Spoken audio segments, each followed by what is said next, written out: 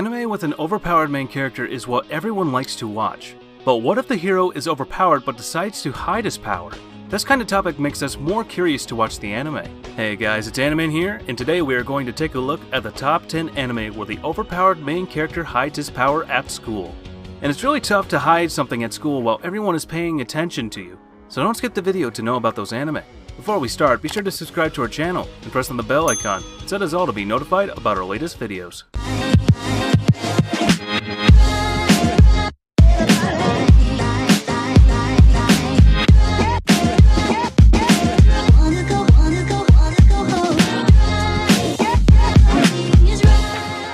At number 10, we have Demon King Daimao.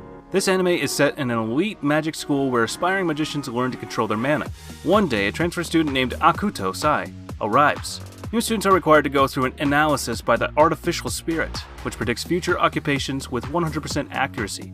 Surprisingly though, the artificial spirit predicts Akuto will become the next Demon King. Once dreamed of becoming the High Priest, Akuto must spend his school life with the burden of becoming the ultimate evil while his true powers awaken, going through one misunderstanding after another. I actually found the original setting to be very intriguing. My impression after the first two episodes were, it's good enough that it didn't even have to be ecchi, and the setting itself had the fantasy, opportunity for interesting story development, and possible obstacles all built in. It even had a super cool background where Akuto's self-introduction sounded like the real Demon King that appeared 100 years ago.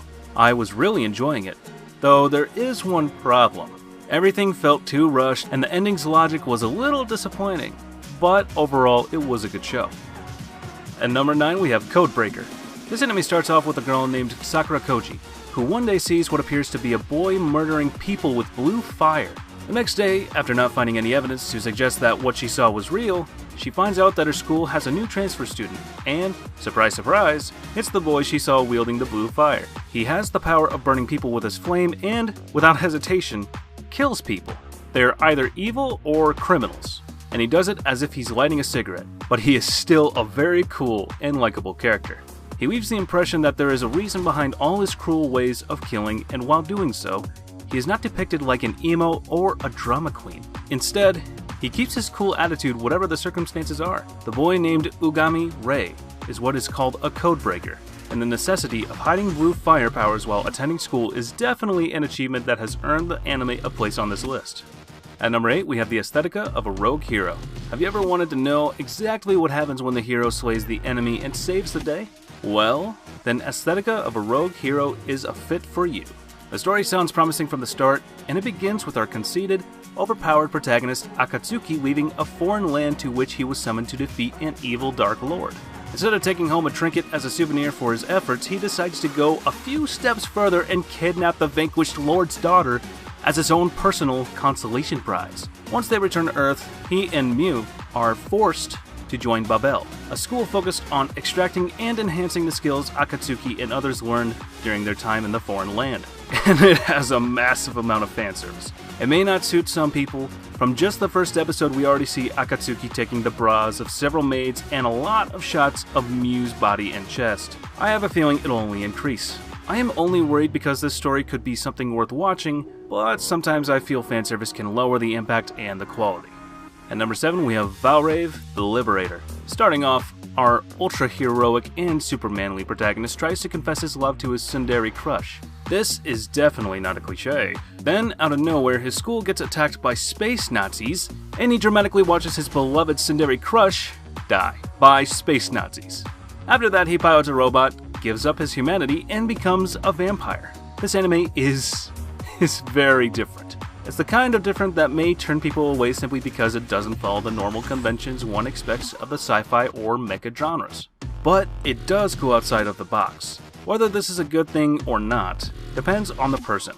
But to me, it's what hooked me to the show, particularly since you don't expect mecha and vampires to coexist with one another. One of the nice aspects of the story is the nice twists there are to the plot, so you don't know what to expect from the particular plotline. The art is well done, particularly when it comes to the mecha and fight sequences. So go ahead and give this one a try. You might end up liking it for its weirdness. At number 6, we have Blue Exorcist. The story is about Rin Okumura, who wants to defeat Satan because he killed his foster. Despite Rin being the son of Satan himself, he heads off to the exorcist school with his brother and gains like-minded allies who will inevitably befriend and aid him on his resolution to fight Satan. But in between all of that, there are school-filled days of Rin training, developing, and learning what it takes to become an exorcist, and some seemingly filler moments too, and a few other things that expand the world of the series, like familiars, ranks of exorcist, and different abilities among the other exorcists. All in all, I don't know, Exorcist does a decent job. The show itself takes a darker and stranger turn, which was, to me, expected in a way, yet also unexpected. I don't know quite how to explain it, but I can't find what it is I liked about the show. But I did enjoy it very much as it was on screen. Other parts were much less enjoyable, but I still had a fun time watching this as a whole. Number 5, we have The Fruit of Griseia. This is the story of a little group of teenagers with problems. Said problems are generally some kind of psychological trauma or other type of darker past that, in the end, results in the person being unable to fit into society anymore. Introducing Miyahama Academy, a specially funded high school dedicated solely in order to educate students that find themselves unable to go to any normal schools any longer. And, as a result, they're all a bunch of crazy people. So let's watch the overpowered main character Yuji as he tries to live a normal life and be quite secretive. However, when there is only 5 other female students, this is quite difficult. He gets to know all of them to the point where he helps bring them out of their traumatized states and basically saves them from themselves. This makes things super difficult when he has to deal with a burden of his own. This anime, in a sense, is a masterpiece hidden among popular titles. It's a breath of fresh air from all the typical anime out there. I can honestly say, I love this anime. At number 4, we have Full Metal Panic. You know, it's hard enough to hide something at your school, but in this anime, it's even harder to hide a secret when you're an overpowered main character and not even a student there. This is similar to the situation Sosuke Sagara finds himself in, when he goes undercover as a student to protect a girl by the name of Kaname Chidori, who has an amazing ability to create powerful machinery and devices. The reason he is protecting her is to make sure that she doesn't fall into enemy hands. This mission is made so much more difficult because Sosuke didn't have a normal upbringing, and was, instead, raised in the more hostile environment of a battlefield. A school anime story filled with action and comedy where our overpowered main character who tries to hide his power and uses it when necessary are very entertaining. This is a really good anime filled full of action-packed sequences that will keep you on the edge of your seat. At number 3, we have The Disastrous Life of Saiki K. The protagonist in the story, Saiki, is a boy that was born with psychic powers in a normal world. He can read minds, he can teleport from one place to another, he can restore things, people included, to their previous state in the past, and these 3 are just a few examples of all that he can do. Saiki is so powerful that, if he wanted to, he could single-handedly take control of the Earth in a few days. Is that his intention? No! He just wants to live a quiet life, and I can already tell you that he isn't even close to having one. In conclusion, The Disastrous Life of Saiki K is a very original and hilarious comedy, full of lovable characters that will make you laugh from start to end. If you're a fan of comedy anime, make sure you watch this one, and if you aren't, I still heavily recommend you give it a try because it's probable that it will greatly surprise you.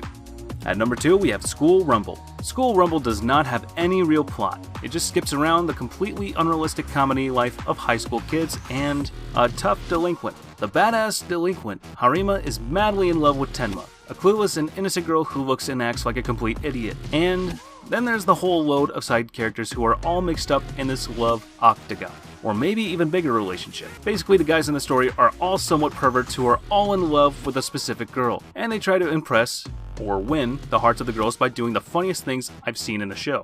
Ah yes, this show is the definition of an anime rom-com because it's hilariously unrealistic.